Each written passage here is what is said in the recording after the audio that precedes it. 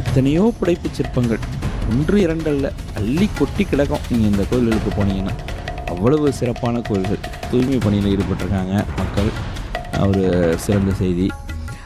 இப்போ நம்ம இன்னும் பார்த்துங்க, கோயிலுக்குள்ளார நுழையில இப்போ தான் நுழைஞ்சிருக்கோம் முன்மண்டபத்தில். இந்த தூண்களை பாருங்கள், 1000 கால்கள் வேணும்னு யோசிச்சிருப்பாங்க போல இருக்கு. அதனால் ஒரே தூண்களில் 1000 கால்கள் உள்ள ஒரு தூணாக அதை வடிவமைத்திருக்காங்க. மிக சிறப்பான வடிவமைப்பு.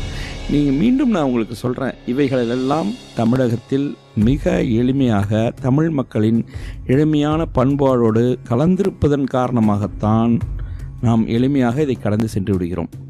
நீங்கள் கவனமாக இதை பார்த்தீர்களேயானால் மிக மிக மிக மிக சிறப்பான வடிவமைப்புகள், கலைஞர்களின் உச்சக்கட்ட படைப்புகள்.